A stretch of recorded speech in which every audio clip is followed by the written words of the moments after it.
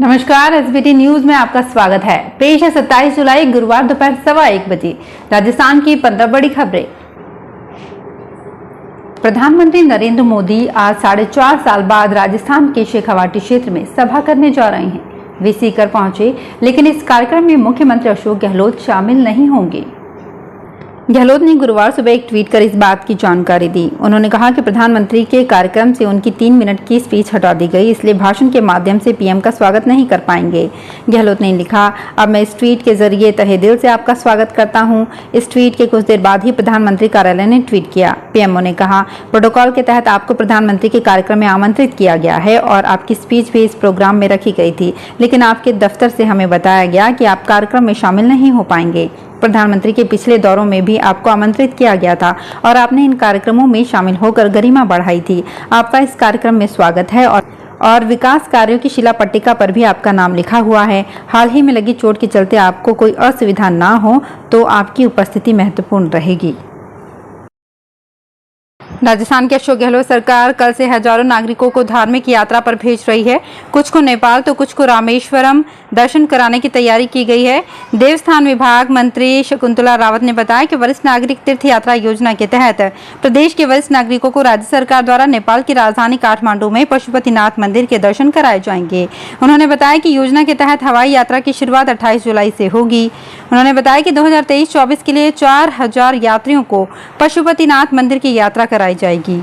ये यात्रा 28 जुलाई से शुरू होकर 2 सितंबर तक चलेगी और प्रतिदिन 100 से अधिक वरिष्ठ नागरिक यात्रा पर जाएंगे। राजस्थान में मानसून सक्रिय है। मौसम विभाग की भविष्यवाणी है कि जयपुर, भरतपुर, अजमेर, बीकानेर संभाग में अधिकांश हिस्सों में हल्की से मध्यम बारिश व कहीं-कहीं पर भारी बारिश की संभावना है। राजस्थान के ज्यादातर जिलों में मानसून अभी भी सक्रिय है। बुधवार को प्रदेश के कई हिस्सों में झमाझम बारिश हुई। मौसम विज्ञानियों का कहना है कि जैसलमेर कोटा से मानसून की ट्रफ लाइन गुजर रही है। इसका ही असर है कि राजस्थान में हल्की मध्यम बारिश और कहीं-कहीं पर भारी बारिश होगी। मौसम केंद्र जयपुर के निदेशक राधेश्याम शर्मा ने बताया कि आंध्र प्रदेश उड़ीसा तट पर आज बंगाल की खाड़ी में एक बेलमार्क लो प्रेशर एरिया बना है। वहीं monsoon trough line Jaisalmer Kota से होकर गुजर रही है। इसी वजह से जयपुर, भरतपुर, अजमेर, बीकानेर संभाग में मानसून सक्रिय रहने और अधिकांश हिस्सों में हल्की मध्यम बारिश व कहीं-कहीं झमाझम बारिश होने के आसार हैं। डूंगरपुर मेडिकल कॉलेज के डॉक्टरों ने गुरुवार को 2 घंटे के लिए सांकेतिक धरना प्रदर्शन किया। इस दौरान डॉक्टरों ने अस्पताल के बाहर नारेबाजी की। इस दौरान इलाज के लिए आए मरीजों को परेशानी का सामना करना पड़ा। आक्रोशित डॉक्टर सरकार से अपनी मांगों को पूरा करने की गुहार लगा रहे हैं। Rajasthan medical college teachers association के बैनर तले राजमेर से जुड़े मेडिकल कॉलेज के डॉक्टर धरना प्रदर्शन पर उतर गए हैं।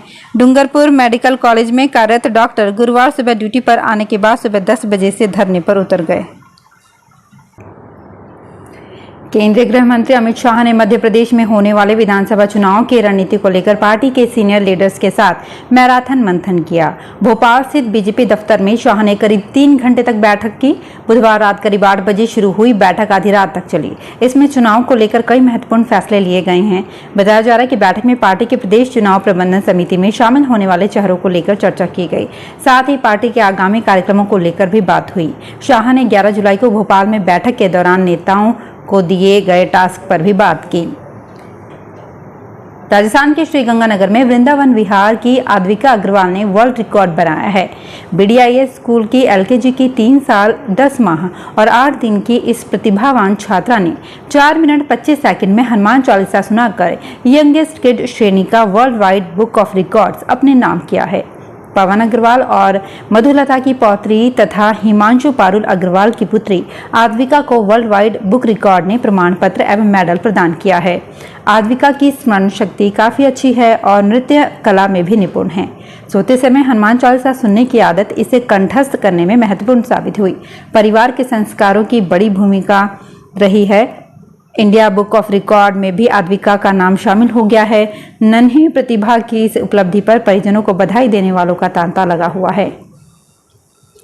राजस्थान माध्यमिक शिक्षा निदेशालय ने सहायक अध्यापक लेवल प्रथम तथा सहायक अध्यापक लेवल द्वितीय संविदा भर्ती 2023 में चयनित 4,882 अभ्यर्थियों को जिला आवंटित करने के बाद इनके पदस्थापन के लिए काउंसलिंग का शेड्यूल घोषित कर दिया है।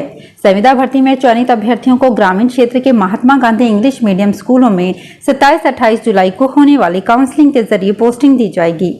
माध्यमिक शिक्षा निदेशक कानाराम ने इस संबंध में सभी जिला शिक्षा अधिकारियों को दिशा निर्देश जारी किए हैं। काउंसलिंग के बाद 28 जुलाई को ही अभ्यर्थियों के नियुक्ति आदेश जारी किए जाएंगे। जयपुर में झोटवाड़ा फ्लाईओवर के पास बेशकीमती जमीन का नामांतरण गलत तरीके से खोलने का मामला सामने आने के बाद जयपुर कलेक्ट्रेट में हड़कंप मच गया। ट्राइडन मॉल के पास स्थित 18 बीघा 7 बिस्वा जमीन का नामांतरण तहसीलदार कोर्ट के निर्णय के बाद खोला गया, जबकि ये जमीन स्टार्च फैक्ट्री के नाम पर थी और तहसीलदार कोर्ट ने नामांतरण व्यक्ति विशेष के नाम कर दिया। मामला विवादित होने के बाद जयपुर कलेक्टर ने तहसीलदार के प्रथम दृष्टया दोषी मानते हुए निलंबित करने के लिए रेवेन्यू डिपार्टमेंट को पत्र लिखा। इसके बाद तहसीलदार संदीप बैरड को पद से निलंबित कर दिया गया। राजस्थान में चुनावी साल के चलते प्रशासनिक फेरबदल में अब सबसे ज्यादा चर्चा कमिश्नर की है। इस संबंध में बुधवार को सीएमओ सहित कई स्तर पर चर्चा हुई। सीएमओ अधिकारियों के साथ साथ डीजीपी उमेश मिश्रा भी बैठक में शामिल हुए। इस दौरान एडीजी अशोक राठौड़, हवा सिंह घुमरिया, विनीता ठाकुर और बीजू जॉर्ज जोसेफ के नाम पर मंथन हुआ। सूत्रों का कहना है कि एडीजी अशोक राठौड़ दौड़ में सबसे आगे हैं। 1-2 दिन में जयपुर कमिश्नर बदला जाएगा, साथ ही 6 जिलों के एसपी भी बदले जाएंगे। जयपुर स्थित एसएमएस अस्पताल के आई विभाग में मरीजों को हुए इन्फेक्शन के 28 दिन बाद भी ये पता नहीं लगाया जा सका है कि इन्फेक्शन किस वजह से हुआ है। ऑपरेशन थिएटर के 150 आइटम की जांच भी बैक्टीरिया और वायरस की पुष्टि नहीं हुई है। प्रशासन को उम्मीद है कि इन्फेक्शन जल्द ही खत्म हो जाएगा, नहीं तो 6 से 7 सप्ताह बाद कॉर्निया ट्रांसप्लांट किया जाएगा। 26 और 27 जून को एसएमएस के नेत्र रोग विभाग में हुए ऑपरेशन के बाद अब मरीजों ने फिर से डॉक्टर्स को दिखाया तो उनमें इन्फेक्शन होना सामने आया था। इसके बाद ऑपरेशन थिएटर में ऑपरेशन बंद कर दिए गए। उदयपुर में प्रादेशिक परिवहन विभाग ने शहर में 9 दिवसीय बाल वाहिनी जांच अभियान बुधवार से शुरू किया। पहले दिन 137 स्कूल बसें जांची गई। इस दौरान वाहनों का परमिट और फिटनेस, ड्राइवर का लाइसेंस, कंडक्टर है या नहीं जैसे बिंदु जांचे गए। बिना परमिट और अनफिट कैटेगरी के 66 वाहनों के चालान बनाकर 2,30,000 रुपये जुर्माना वसूला गया और 7 वाहन जब्त किए गए। इस अभियान का मकसद विद्यार्थियों की सुरक्षा तय करना है। महाराणा प्रताप कृषि एवं प्रौद्योगिकी विश्वविद्यालय प्रबंध मंडल की बैठक बुधवार को कुलपति सचिवालय में हुई।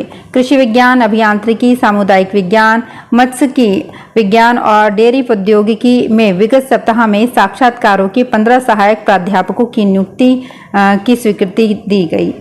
इन्हें 2 से 3 दिन में ज्वाइनिंग करवा सकते हैं।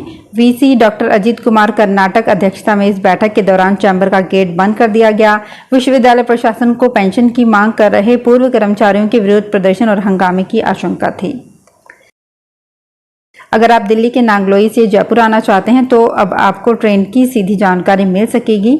यानी अगर आपको जानकारी नहीं है कि नांगलोई के नज़दीक कौन सा स्टेशन पड़ेगा तो अब रेलवे इसमें आपकी मदद करेगा।